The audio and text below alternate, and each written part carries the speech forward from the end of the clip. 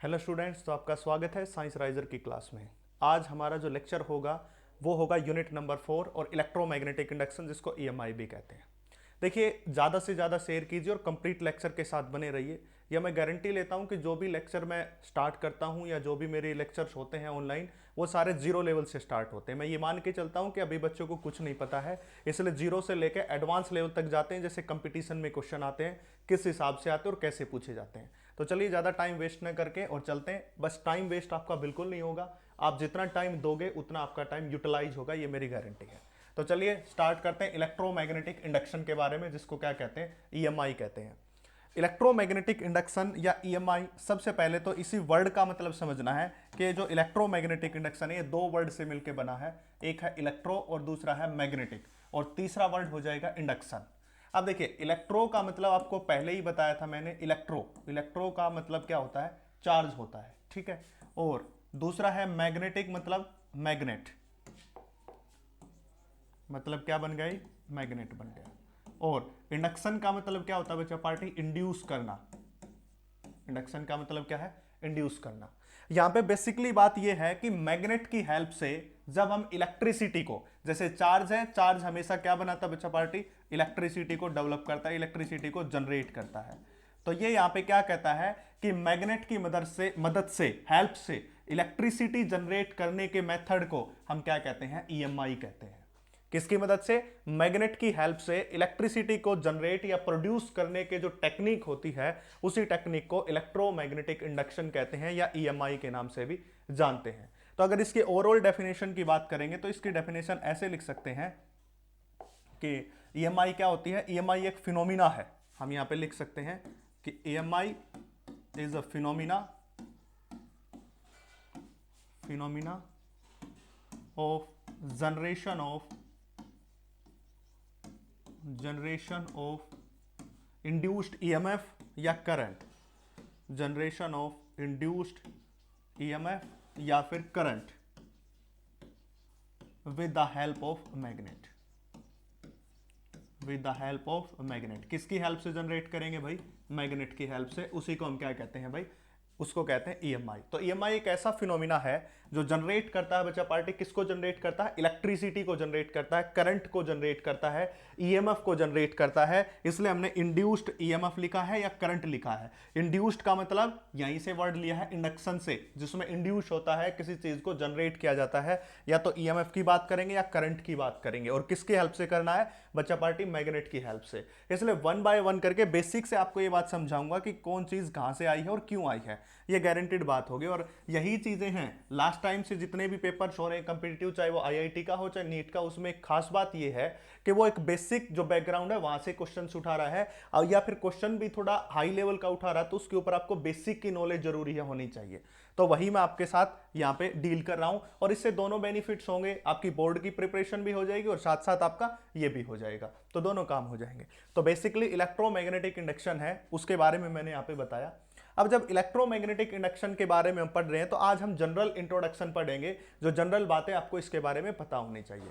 जब electromagnetic induction के बारे में जान लेते हैं, तो इसको आगे स्टडी करने से पहले कुछ टर्म है जो पहले बता चुका हूं, पर यहां पे दोबारा डिस्कस करूंगा मैं, ताकि तुम्हें बेस से पता चले। और उसी के अंदर जो टर्म आती है वो आती है magnetic flux. Second term is magnetic flux. इसके बारे में, मैग्नेटिक फ्लक्स के बारे में डिस्कस करेंगे, ठीक है। अब बच्चा पार्टी मैग्नेटिक फ्लक्स है स्टूडेंट, उसको किससे डिनोट करते हैं, फाई से डिनोट किया जाता है मैग्नेटिक फ्लक्स को। It is denoted by phi. अब मैग्नेटिक फ्लक्स की बात करते हैं। अब इस बात को पहले मैं बता चुका हूं, फिर भी समझा देता हूं। सपोज कीजिए कि हमारे पास ये कोई गिवन एरिया है, ये गिवन एरिया है, ठीक है। इस एरिया में से कितनी मैग्नेटिक लाइन जो फोर्स पास होती हैं, मैग्नेटिक फील्ड लाइंस या मैग्नेटिक लाइन जो फोर्स, वो जो कंप्लीट लेक्चर्स है, कंप्लीट यूनिट नंबर 3 है, वहां पे आपको मैग्नेटिक फील्ड लाइन और या मैग्नेटिक लाइन जो फोर्स, उसका जो है टॉपिक कराया गया है। और वो कंप्लीट प्लेलिस्ट ऊपर आइकन में आपके साथ यहाँ पे लिंक डाल दूंगा, वहां से आप देख सकते हो। तो क्या कहता है कि इस जो एरिया है गिवन, इस एरिया गिवन में से कितनी मैग्नेटिक लाइन जो फोर्स पास होती हैं, उसी को हम क्या कहते हैं, मैग्नेटिक फ्लक्स कहते हैं। एक्चुअल में यहाँ पे हमेशा एक बात याद रखना, फ्लक्स का मतलब होता है नंबर्स।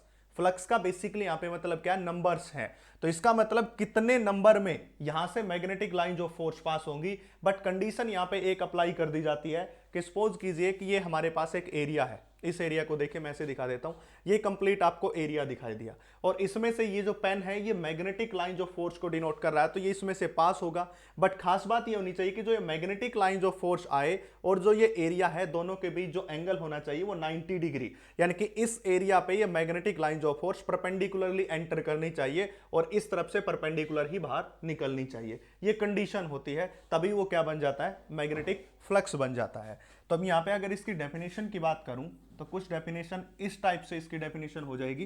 देखिए, तो यहां पे हम कहेंगे कि magnetic flux is defined as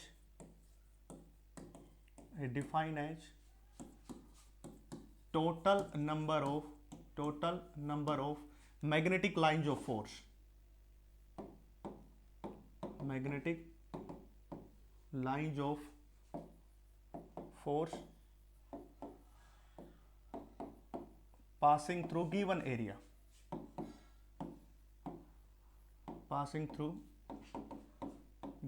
area, provided that, और यहां पे कंडीशन ले ली, provided that area must be, यहां पे कंडीशन ये आ गई, provided that area must be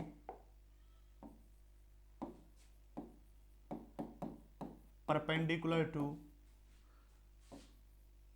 direction of magnetic lines of force, magnetic lines of force किसके परपेंडिकुलर होना चाहिए भाई, मैग्नेटिक लाइंस ऑफ फोर्स के। ये इन्होंने क्या दे दी, कंडीशन रख दी है, यानी कि बात कह रहा है कि जितनी lines of force given area में से पास होती हैं उसको तो मैग्नेटिक लाइंस कहेंगे। बट खास बात यह है कि वहां पे जो एरिया है वो परपेंडिकुलर होना चाहिए किसके, मैग्नेटिक लाइंस के। ये कंडीशन यहाँ पे इसने पुट कर दी है, इस कंडीशन के सारे हमें काम करना है। तो यहाँ पे सामने बच्चा पार्टी दिख रहा हो कि मैं कई बार उस तरफ देखता हूँ तो उस तरफ स्क्रीन लगी हुई है, जिससे पता चलता है कि कहीं कोई डेफिनेशन जो अधूरी तो मतलब कट तो नहीं गई है या फ्लक्चुएशन तो नहीं है, उसमें पता चलता रहता है। ये सारी रिकॉर्डिंग वहां पे चलती है, वो देखना होता है।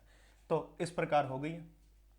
तो कितनी जो है लाइंस पास होंगी उसी को हम क्या कहते हैं, मैग्नेटिक फ्लक्स कहते हैं। अब यहाँ पे मैग्नेटिक फ्लक्स को एक बात और से डिनोट किया जाता है, जनरल एक डेफिनेशन और भी होती है, ये तो डेफिनेशन होगी, और इसको मेजर्ड किया जाता है। अगर मेजरमेंट की बात करेंगे तो measured as product of magnetic field and area. किस किस का प्रोडक्ट होता है बच्चा party, magnetic field and area. और ये मैग्नेटिक फील्ड के बारे में मैं पिछले चैप्टर में बता चुका हूं कंप्लीट डेफिनेशन कि मैग्नेटिक फील्ड क्या होता है। और मैग्नेटिक फील्ड को डिनोट किया जाता है बच्चा पार्टी बी से, मैग्नेटिक फील्ड को बी से डिनोट किया जाता है और एरिया से डिनोट करते हैं ए से, और मैग्नेटिक फील्ड को बी से, ये पहले ही हम बता चुके हैं। फिर भी मैं इस मैग्नेटिक फील्ड की डेफिनेशन एक बार रिपीट कर देता हूं।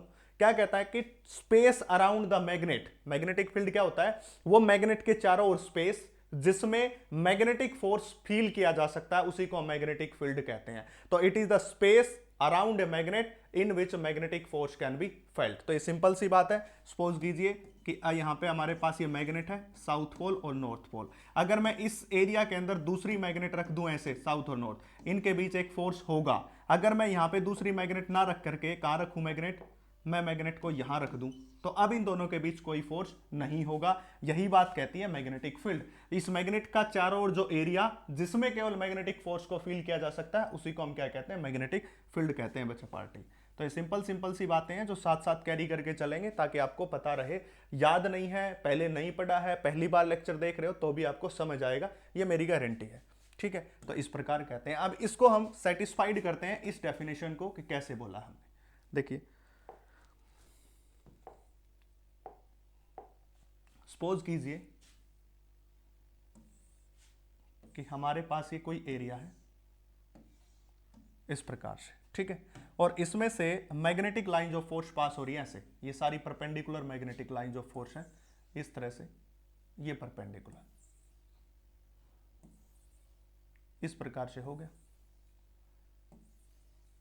यहां पे मैं आपको बताऊं तो यहां पे जो आपको दिखाई दे रहा है that is the direction of magnetic field, और ये क्या हो जाएगा, इसका एरिया हो जाएगा सीट का, जो आपने सीट ली है, ये जो आपने सीट ली है इस सीट का एरिया यहां पे दिखाया गया है। ठीक है, पर इसके साथ मैं एक खास बात बताऊं, जनरली जो एरिया होता है वो स्केलर क्वांटिटी होती है, सबको मालूम है ये बात कि जो एरिया है वो कैसी क्वांटिटी होती है बच्चा पार्टी, स्केलर क्वांटिटी होती है। बट अब जब हम बात करते हैं इलेक्ट्रोस्टैटिक्स के अंदर तो इसको यूज करते हैं वेक्टर की तरह, ठीक है। ये गॉसिस लॉ के अंदर सेम बात एक्सप्लेन कर चुके हैं। जनरली जो एरिया है वो स्केलर क्वांटिटी है, बट इसको वेक्टर के रूप में जब भी दिखाना हो तो किसकी मदद से दिखाते हैं बच्चा पार्टी, यूनिट वेक्टर की मदद से दिखाते हैं, यूनिट वेक्टर। और यूनिट वेक्टर क्या होता है, जिसका मैग्नीट्यूड क्या हो, 1 के बराबर, यूनिट के बराबर, 1 के बराबर, और हमेशा परपेंडिकुलर टू सरफेस होता है। जिस भी सरफेस के ऊपर यूनिट वेक्टर लगाओगे उस सरफेस के परपेंडिकुलर रहेगा और आउटवर्ड डायरेक्शन में रहेगा। इस बात को मैं समझाना चाहूं, जैसे कि आपने ये सरफेस लिया है कंप्लीट, अगर इस सरफेस का कोई आउटवर्ड यूनिट नॉर्मल वेक्टर की बात करेगा तो इस तरफ हो जाएगा, आपकी तरफ, देखिए ये रहा, इस तरफ नहीं हो सकता, वो अंदर वाला हो जाएगा, इनवर्ड नहीं होता, आउटवर्ड होता है। इस सरफेस का आउटवर्ड इसी तरफ और इसके परपेंडिकुलर, ऐसे यूनिट वेक्टर इस प्रकार से लिया जाएगा। अब इसी प्रकार जब हम बात करते हैं इस केस के अंदर, तो हमने सपोज करो कि छोटा सा एलिमेंट यहां पे कंसीडर किया, ये छोटा सा एलिमेंट, इस पूरी सीट में से छोटा सा टुकड़ा उठा लिया और जिसका हमारे पास जो हो जाएगा डीए एरिया हो जाएगा।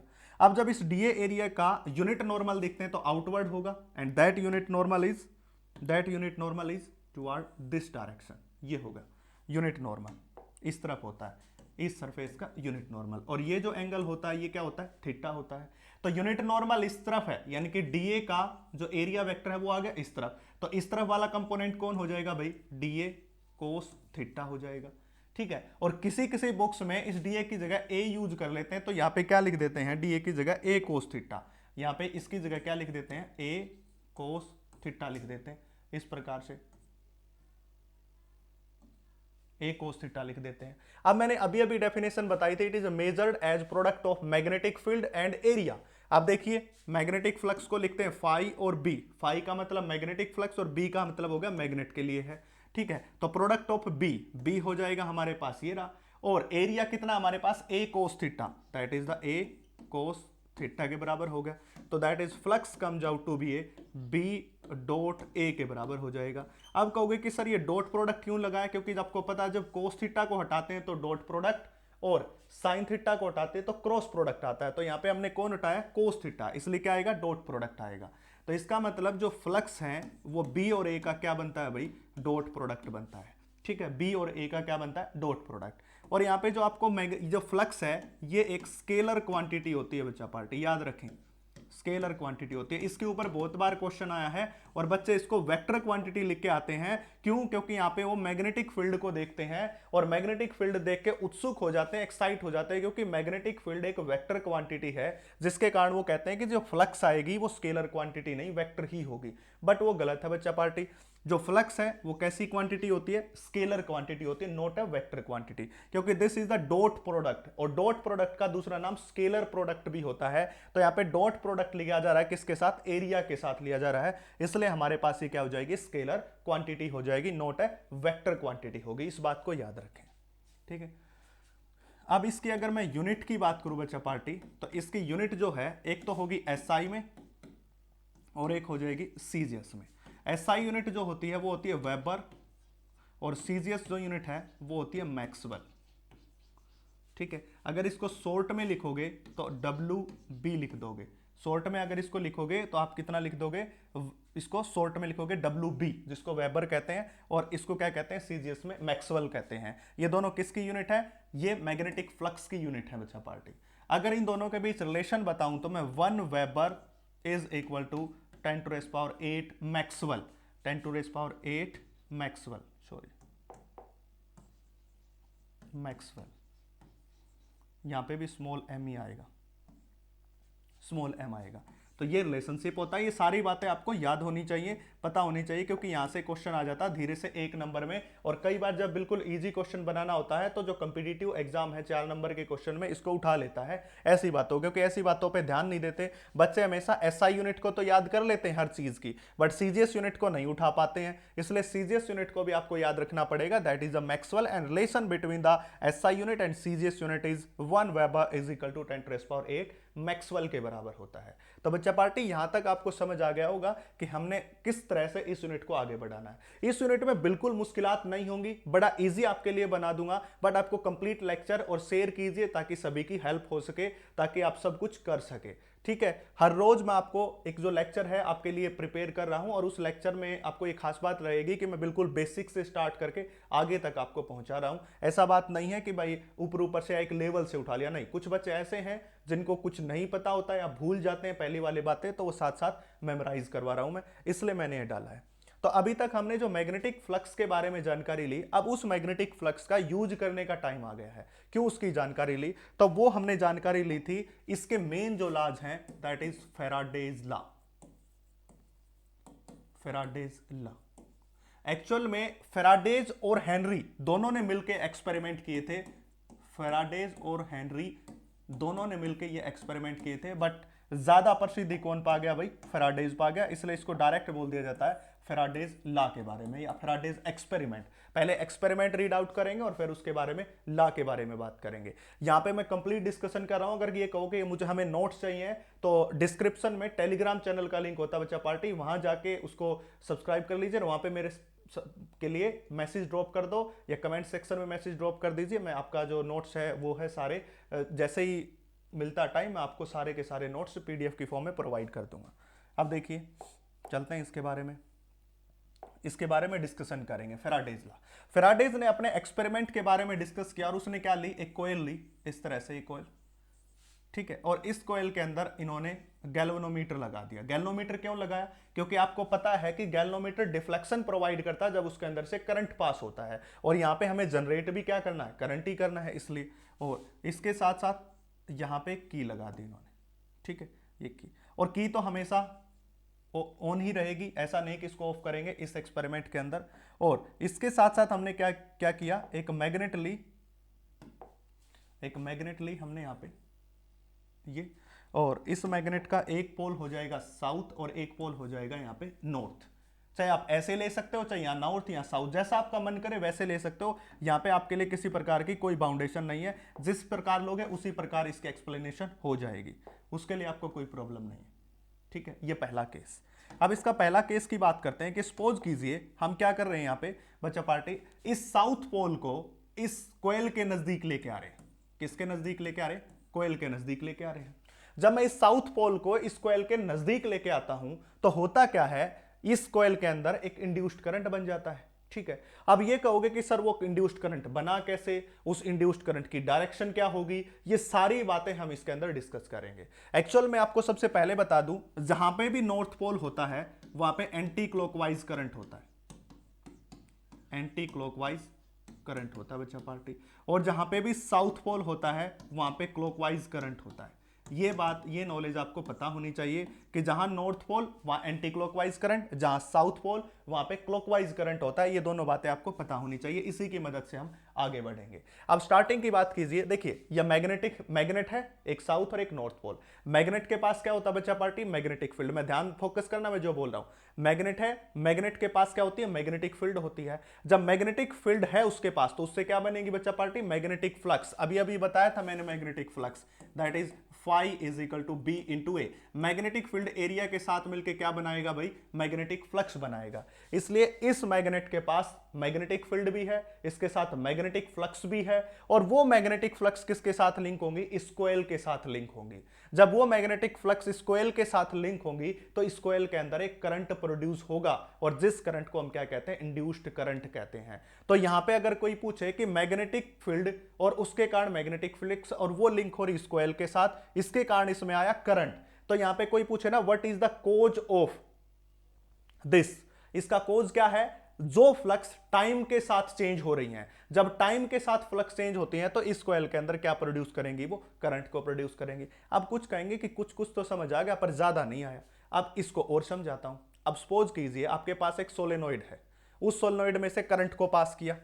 जैसे कि सपोज कीजिए आपके पास एक सोलेनोइड है, इसमें से मैंने करंट पास किया। अब करंट पास करते ही इसके पास मैग्नेटिक फील्ड आएगा म्यू नॉट एन इंटू आई के बराबर। इसमें भी जो करंट पास कर रहे हैं वो कितना पास कर देते हैं हम? आई के बराबर कर देते हैं। ये रहा, आई के बराबर। जब करंट आई आया तो इसके कारण एक मैग्नेटिक फील्ड बना जिसको हम क्या कहते हैं, म्यू नॉट एन इंटू आई। इस मैग्नेटिक फील्ड के कारण मैग्नेटिक फ्लक्स भी होगी, होगी या नहीं होगी। मतलब करंट को बनाने वाला, करंट ने किसको बनाया, मैग्नेटिक फील्ड को, और मैग्नेटिक फील्ड किसको बनाता है, मैग्नेटिक फ्लक्स को। अगर करंट मैग्नेटिक फील्ड को मैग्नेटिक फ्लक्स में कन्वर्ट कर सकता है तो जब ये मैग्नेटिक फ्लक्स है ये भी तो मैग्नेटिक फील्ड और ये भी तो करंट बना सकती है, दोनों ही तो बात है। यानी कि अगर किसी सर्किट में मैग्नेटिक फ्लक्स आ रही है तो इसका मतलब उस सर्किट में करंट तो अवश्य होगा, करंट तो अवश्य होगा, क्योंकि उसी के कारण तो आया है, इसी के कारण तो, इसी करंट के कारण तो मैग्नेटिक फील्ड बना, इसी के कारण फ्लक्स बनी। तो जहां फ्लक्स है वहां करंट भी है, जहां करंट है वहां फ्लक्स भी है, दोनों बातें हो गई है ये। तो यही बात मैं आपको समझाना चाहता था यहाँ पे, जो बताना चाहता था इस प्रकार से। तो अगर आपको समझना है तो इस प्रकार समझिए।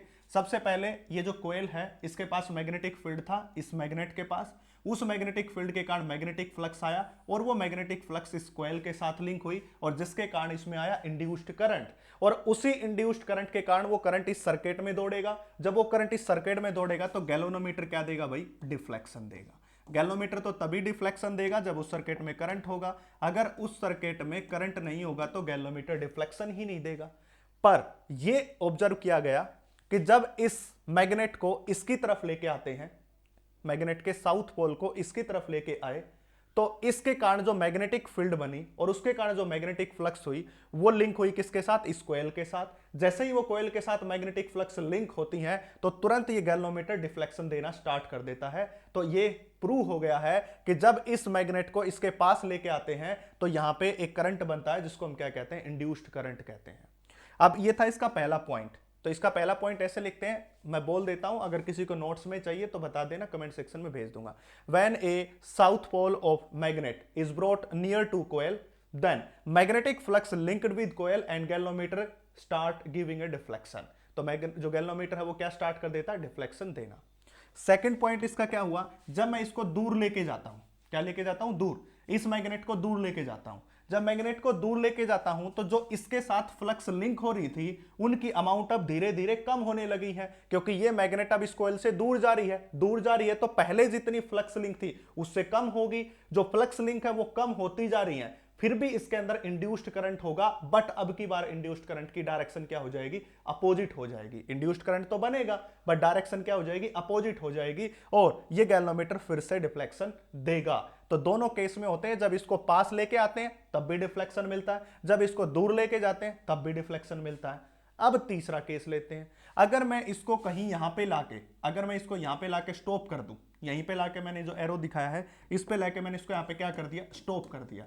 जैसे ही स्टॉप किया तो इसने एक मैग्नेटिक फील्ड था, उस मैग्नेटिक फील्ड के कारण यहां मैग्नेटिक फ्लक्स लिंक हुई। अब स्टॉप होते ही जितनी मैग्नेटिक फ्लक्स इसके साथ लिंक होनी थी वो हो चुकी है, अब और ज्यादा या फिर कम मैग्नेटिक फ्लक्स नहीं हो सकती, क्योंकि ये तो स्टॉप हो चुका है। अगर ये इसके नजदीक आता तो मैग्नेटिक फ्लक्स जो इसके साथ लिंक होती वो बढ़ जाती, उनकी अमाउंट बढ़ जाती। अगर ये इससे दूर जाता तो इसके साथ जो मैग्नेटिक फ्लक्स लिंक होती उनकी अमाउंट कम हो जाती। बट इसने तो स्टॉप कर दिया, स्टॉप करते ही जितनी मैग्नेटिक फ्लक्स इसके साथ लिंक होनी थी वो हो चुकी है, अब हो रही है।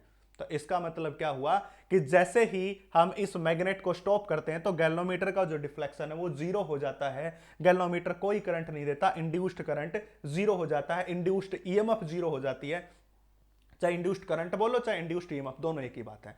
तो यहां से एक बात निकल के आई है, और वो ये बात निकल के आई है, वो ये बात है कि जब तक मैग्नेटिक फ्लक्स चेंज होती रहेंगी, या तो बढ़ती रहे या कम होती रहे, तब तक तो गैल्वेनोमीटर डिफ्लेक्शन देगा। एक बार मैग्नेटिक फ्लक्स कांस्टेंट हो गई तो उसके बाद गैल्वेनोमीटर में डिफ्लेक्शन कितना हो जाएगा, जीरो। तो जैसे ही मैंने स्टॉप किया इस मैग्नेट को यहां पे, तो इसके साथ जो फ्लक्स लिंक हुई थी वो कांस्टेंट हो चुकी हैं, अब ना तो बढ़ रही हैं ना वो घट रही हैं। अब ना बढ़ने और घटने के कारण उसमें कांस्टेंट हो गई फ्लक्स, जिसके कारण गैल्वेनोमीटर जीरो डिफ्लेक्शन देता है। तो यहीं से डिड्यूस किया पहला लॉ, जब तक फ्लक्स जो है चेंज होती रहेंगी टाइम के साथ तब तक गैल्वेनोमीटर में डिफ्लेक्शन होगा, मतलब इंड्यूस्ड करंट होगा। तो यहां पे फर्स्ट लॉ अगर मैं लिखूं इसी की कैलकुलेशन से, फर्स्ट लॉ लिख रहा हूं यहां पे बच्चा पार्टी ध्यान से देखना, फर्स्ट लॉ। अब क्या कहता है फैराडे का first law, according to first law, according to first law induced current और ईएमएफ, करंट बोलो चाहे ईएमएफ बोलो, is there if magnetic flux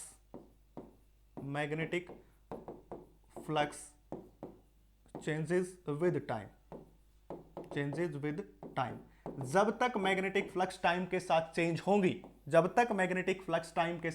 होंगी, तब तक क्या होगा बच्चा पार्टी, यहां पे इंड्यूस्ड करंट होगा, इंड्यूस्ड ईएमएफ होगा। जैसे ही एक बार वो कांस्टेंट होगी, उसके पास वो ना इंड्यूस्ड करंट होगा ना इंड्यूस्ड ईएमएफ होगा, ये दोनों बातें जीरो के बराबर हो जाएंगी, कोई चीज यहां पे नहीं होगी। यही मैं समझाना चाहता था। तो यही फैराडे का फर्स्ट एक्सपेरिमेंट और ये फैराडे का फर्स्ट लॉ था। जो इंपॉर्टेंट बात है आपको याद करनी है। अब थोड़ा सा बता दूं मैं, जब ये साउथ पोल इसके पास आता है तो इस कॉइल के अंदर भी कौन सा पोल जनरेट होगा, साउथ पोल। यहां से इंपॉर्टेंट क्वेश्चन पूछे जाते हैं, वो इंपॉर्टेंट पार्ट आ चुका। अब मैं आपको बता दूं, जैसे ही यहां पे ये मैं सब यहां से साफ कर देता हूं एक बार, ताकि आपको अच्छे से मैं समझा सकूं। ठीक है,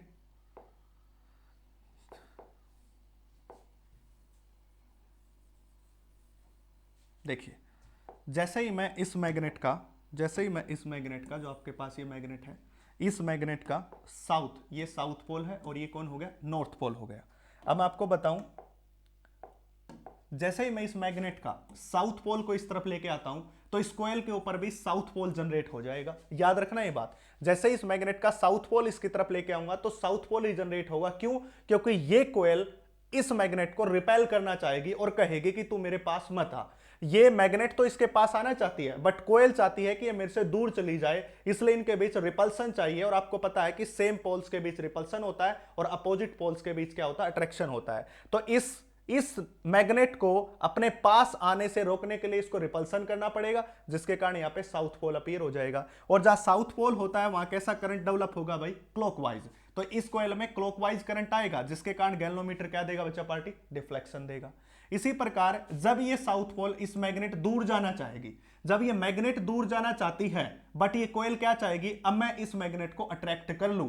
जब ये मैग्नेट को अट्रैक्ट करना चाहेगी तो यहां पे कौन सा पोल डेवलप होगा भाई, यहां पे पोल डेवलप हो जाएगा, नॉर्थ पोल डेवलप हो जाएगा। और इसके अंदर एंटी क्लॉकवाइज करंट होगा और गैल्वेनोमीटर क्या देगा, डिफ्लेक्शन देगा। तो दो बातें हैं, जब ये साउथ पोल इस कॉइल के नजदीक आना चाह रहा था तो ये कॉइल कहती है कि मैं नजदीक नहीं आने दूंगी, इसलिए रिपल्सन करती है। और जब ये साउथ पोल दूर जाना चाहता है तो ये कॉइल कहती है कि मेरे पास आ जा, तो अट्रैक्शन करना चाहती है। तो यहां पे नॉर्थ पोल डेवलप हो गया। जहां नॉर्थ पोल होगा एंटी क्लॉकवाइज करंट, जहां साउथ पोल होगा क्लॉकवाइज करंट।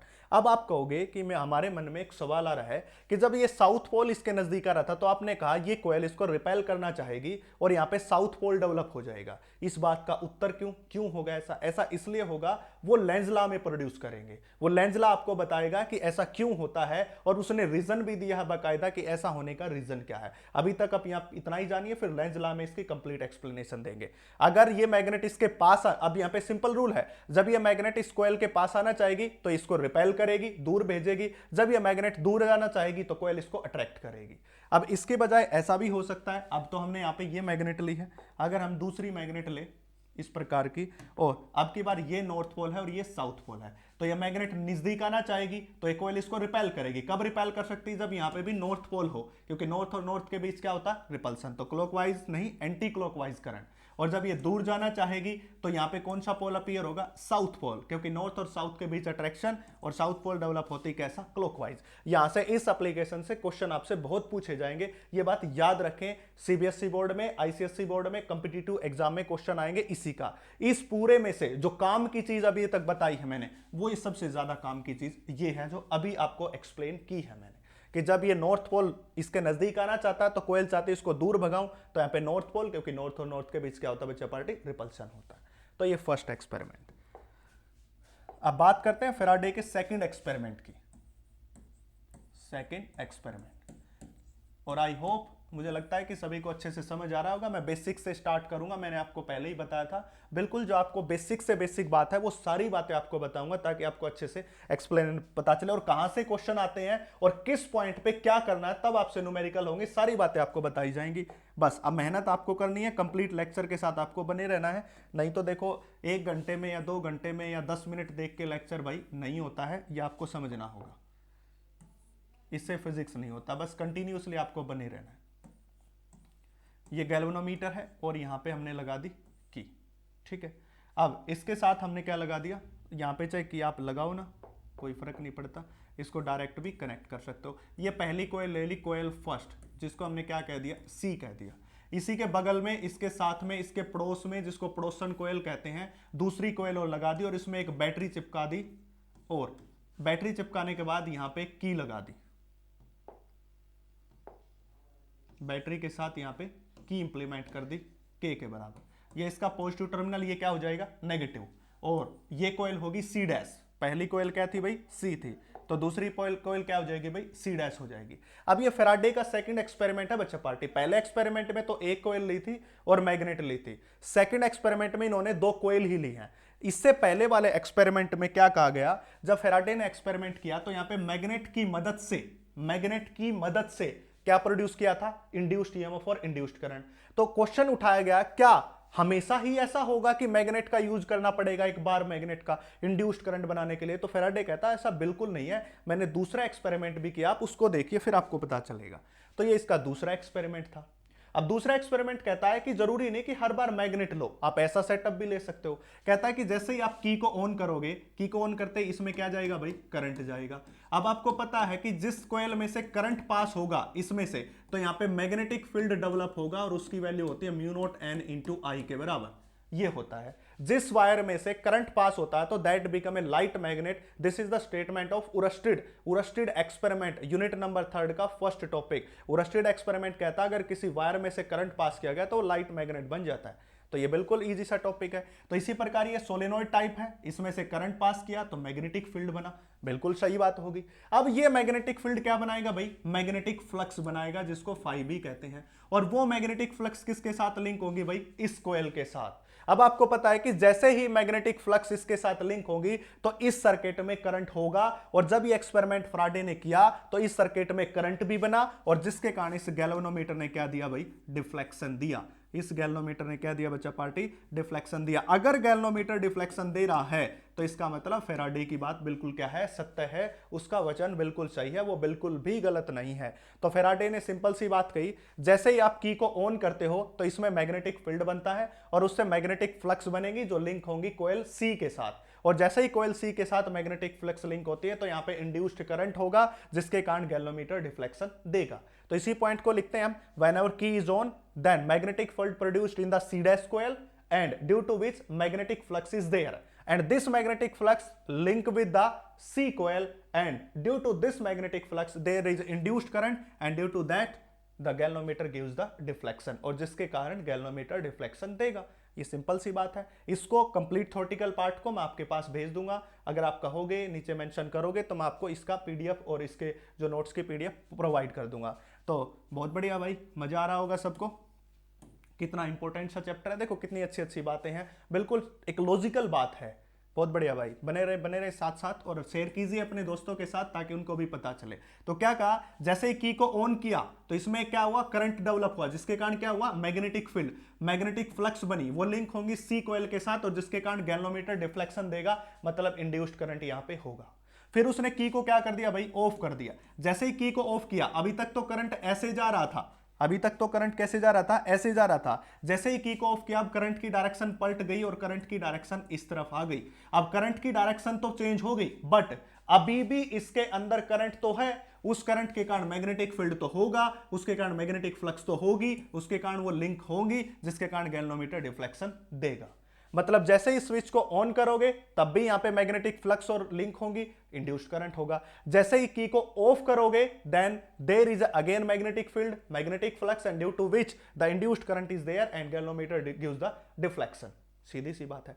अब बात आती है तीसरी, अगर मैं इसको स्विच ऑन करके छोड़ दूं या स्विच ऑफ करके छोड़ दूं, मैंने क्या स्विच ऑन, अब छोड़ दिया इसको, अब स्विच ऑन करते ही इस सर्किट में करंट आएगा। सपोज करो इस सर्किट में जो बैटरी लगाई है वो केवल 10 एम्पियर करंट दे सकती है, तो स्विच ऑन करते ही इस सर्किट में करंट बढ़ेगा 1 2 3 4 5 6 7 8 9 10 एम्पियर तक। जब 1 से 2 2 से 3 3 से 4 जा रहा था तो मैग्नेटिक फील्ड भी बढ़ रहा था, मैग्नेटिक फ्लक्स भी चेंज हो रही थी टाइम के साथ, और चेंजिंग मैग्नेटिक फ्लक्स इसके साथ लिंक हो रही थी, और जहां चेंजिंग मैग्नेटिक फ्लक्स लिंक होती है वहां मैग्नेटिक इंड्यूस्ड करंट होता है, इंड्यूस्ड ईएमएफ होता है, गैल्वेनोमीटर डिफ्लेक्शन देता है।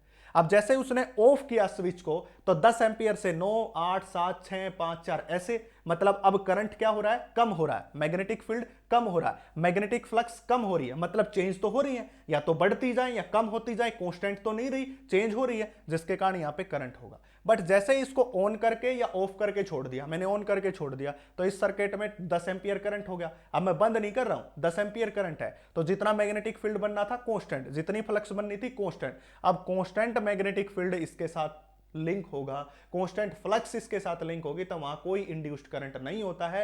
इसलिए जब आप इसको ऑन या ऑफ करके छोड़ोगे तो गैल्वेनोमीटर डिफ्लेक्शन नहीं देता है, तो जीरो इंड्यूस्ड करंट यहां पे होता है। तो ये बात आपको याद रखनी है। That is the Faraday's second experiment. ये क्या कहता है, फैराडेज का सेकंड एक्सपेरिमेंट। अब इस सेकंड एक्सपेरिमेंट के बेस के ऊपर सेकंड लॉ की बात करते हैं। यहां पे सेकंड लॉ, अब ये देख लें भाई बच्चा पार्टी, अब क्वेश्चन के अंदर एक्सपेरिमेंट पूछा गया है या फिर लॉ पूछा गया है, ये आपको देखना है। सभी बोर्ड के लिए, कंपिटिटिव एग्जाम के लिए वैलिड है, क्योंकि ग्राउंड लेवल से लेके ऊपर लेवल तक आपको लेके जा रहा हूं, इस बात को याद रखें। अब फैराडे का सेकंड एक्सपेरिमेंट क्या कहता है, according to second experiment, according to Faraday's second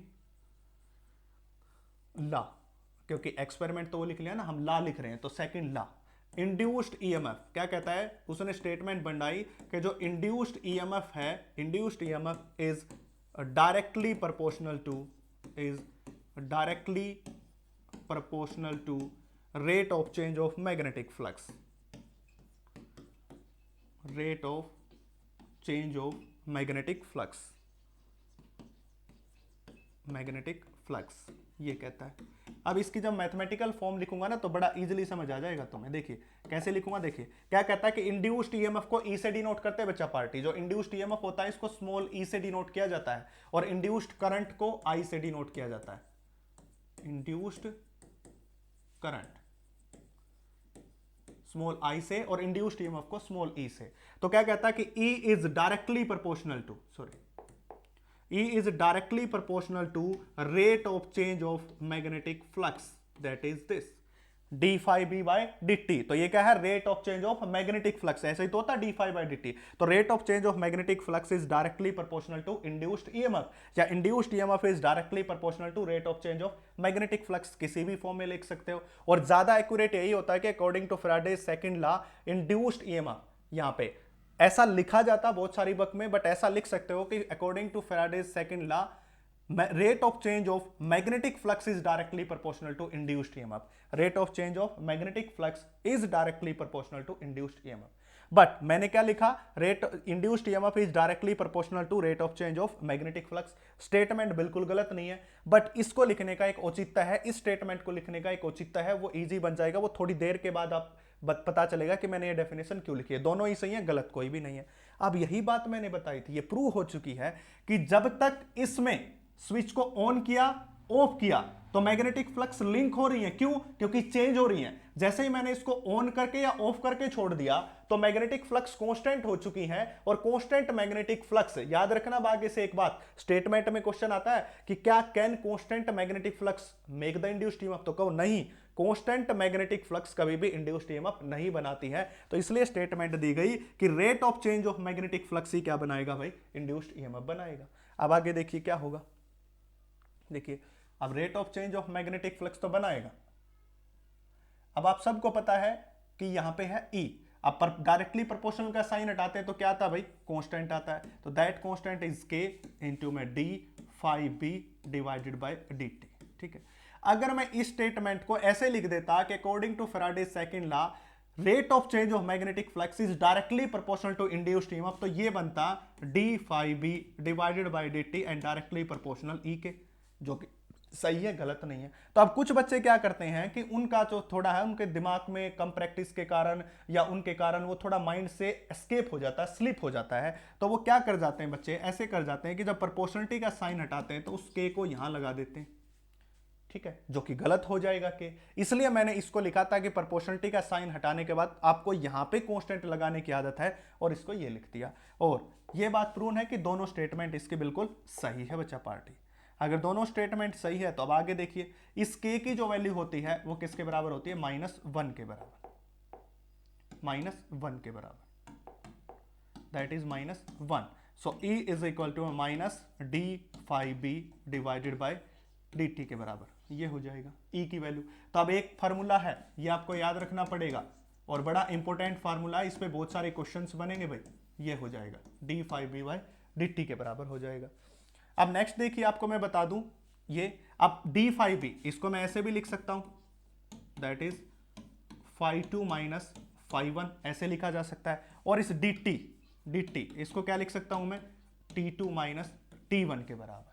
d5b को φ2 माइनस φ1, क्योंकि चेंज ऐसे ही तो लिखते हैं, जैसे कि change in velocity del v v2 minus v1, इसी प्रकार change in the flux φ2 minus φ1, dt हो जाएगा t2 माइनस t1। तो E इज इक्वल टू मैं माइनस साइन के साथ, that is φ2 minus φ1 divided by में t2 माइनस t1। ये एक नया फार्मूला आ गया, ये भी काम की चीज है, ये भी काम की चीज है, ठीक है।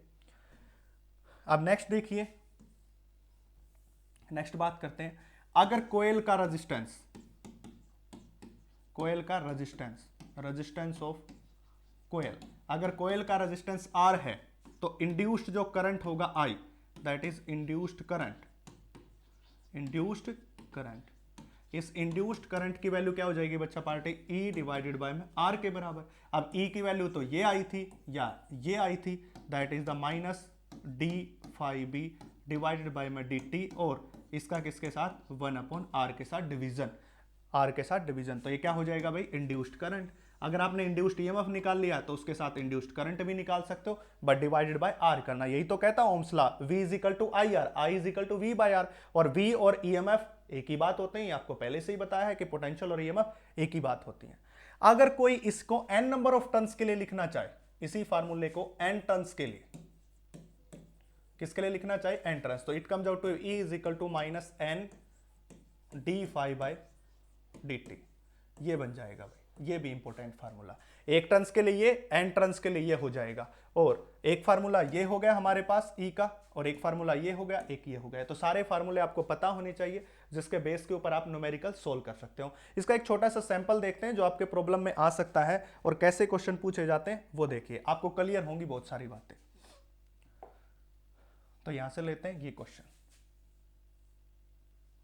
क्या बोल रहा है देखिए। क्वेश्चन बोल रहा है, a conducting circular loop is placed in a uniform transverse magnetic field of इतना। तो सबसे पहले मैंने क्वेश्चन सोल्व करने की टेक्निक क्या बता रखी बच्चा पार्टी, हमें हमेशा गिवन कंडीशन लिखना। तो गिवन दे दिया मैग्नेटिक फील्ड 0.02 टेस्ला, सबको पता है मैग्नेटिक फील्ड की यूनिट टेस्ला होती है, पहले बता चुका हूं।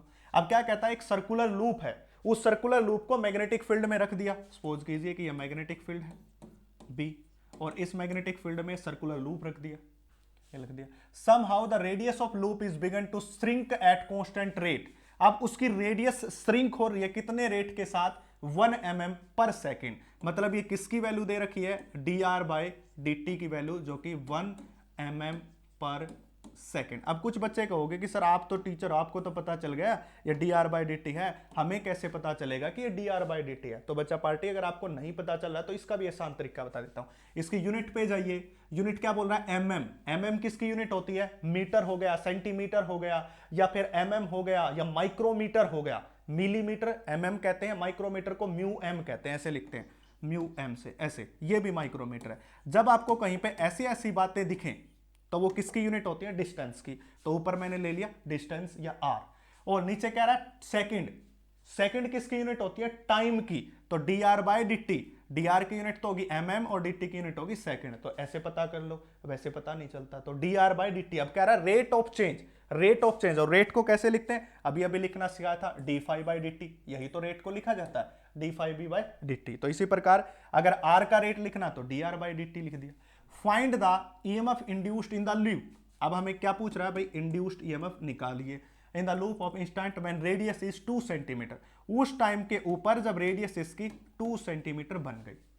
क्या कहता है कि ये आपके पास एक मैग्नेटिक फील्ड है, इसमें इस लूप को रख दिया, और ये लूप क्या करना स्टार्ट हो गया बच्चा पार्टी, श्रिंक। और श्रिंक करते करते जब इसकी रेडियस 2 सेंटीमीटर के बराबर रह गई है, तब इसके अंदर कितना ईएमएफ इंड्यूस्ड होगा, ये बात निकालनी। तो बड़ा अच्छा क्वेश्चन है। अब देखिए, अब आपको बताया गया कि इंड्यूस्ड ईएमएफ का फार्मूला जो होता है माइनस d5/dt के बराबर होता है, ठीक है। अब फाई जो होता है, फ्लक्स जो होती है, उसको निकालना सिखाया था B × A, that is the product of magnetic field and area. ये फ्लक्स की डेफिनेशन बताई थी, इस फार्मूले को याद रखना है, बी ए कोस थीटा।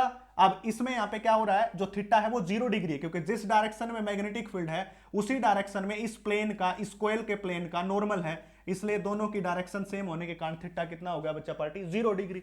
तो यहाँ पे थीटा 0, तो फाइव बी इंटू ए। अब कहोगे कि सर हमें समझ नहीं आया कि कैसे 0 डिग्री बना दिया, मैं आपको बताता हूं। देखिए सपोज कीजिए कि सर्कुलर कोयल मान लीजिए, इस डायरेक्शन में ये मैग्नेटिक फील्ड है, ऐसे ऐसे मैग्नेटिक फील्ड है, और ये सर्कुलर कोयल है ऐसे रखी हुई है इसमें, और ये श्रिंक कर रही है। अब आपको पता है कि इस सर्कुलर कोयल का आउटवर्ड नॉर्मल किस तरफ होगा, इस डायरेक्शन में, और इसी डायरेक्शन में कौन है, मैग्नेटिक फील्ड है। अब दोनों की डायरेक्शन अगर सेम है, तो दोनों की डायरेक्शन सेम कब होती है, जब एंगल 0 डिग्री हो। दोनों की डायरेक्शन अपोजिट कब, जब एंगल 180 डिग्री। तो इसी डायरेक्शन में मैग्नेटिक फील्ड और इसी डायरेक्शन में इसका यूनिट नॉर्मल वेक्टर, दोनों की एंगल कितना, 0। अब कहोगे कि सर ये तो बी और ए के बीच में था, आप तो यूनिट नॉर्मल की बात कर रहे हो।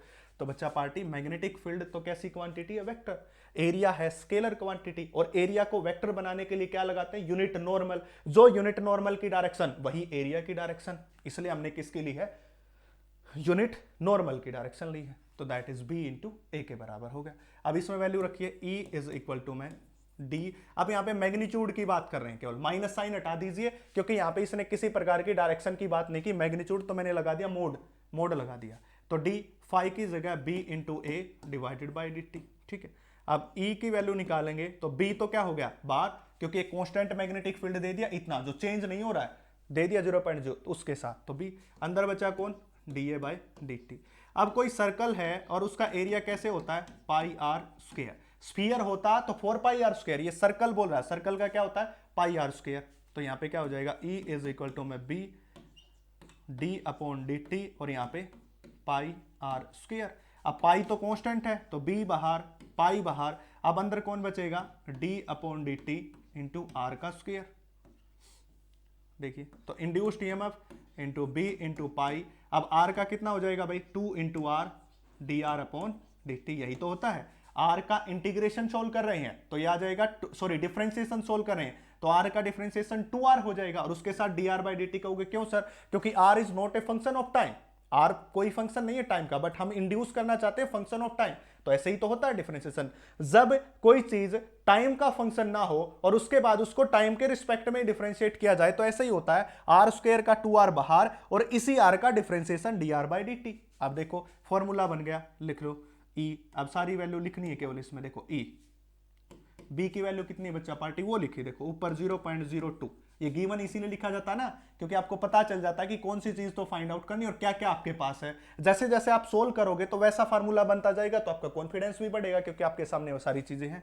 पाई की वैल्यू 3.14 सबको पता है, 2:2। एंड व्हाट इज आर, वो पूछ रहा जब आर 2 सेंटीमीटर बच जाए तो आर की वैल्यू इसकी जगह रखो 10⁻⁻² मल्टीप्लाई बाई 2। ये 2 तो इसका है, आर का हो जाएगा 2 इंटू 10⁻², क्योंकि सेंटीमीटर में है, मीटर में चेंज करना पड़ेगा। जब मीटर में करोगे तो 2 इंटू 10⁻² बनेगा, ऐसा, ठीक है, ये हो जाएगा। और dr बाई डी टी बच्चा पार्टी, ये रही dr बाई डी टी। अब dr बाई डी टी की वैल्यू 1, बट ये दे रखा है mm में, मिलीमीटर, और मिली को चेंज करोगे तो 10⁻³ और ये आ गया आपके पास इंड्यूस्ड ईएमएफ। और इसकी यूनिट भी क्या होती है, वोल्ट होती है भाई।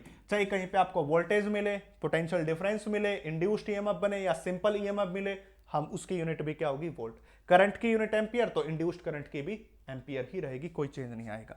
तो इस प्रकार से आपको न्यूमेरिकल्स भी सोल्व करने हैं बिल्कुल इजी वे में, ऐसे आप कर सकते हो। तो आज के लिए इतना ही, ज्यादा से ज्यादा शेयर कीजिए, और नीचे कमेंट सेक्शन में कोई प्रॉब्लम है या टेलीग्राम में आप मेंशन कर सकते हैं, आपके लिए मैं हमेशा तत्पर हूं। Thank you.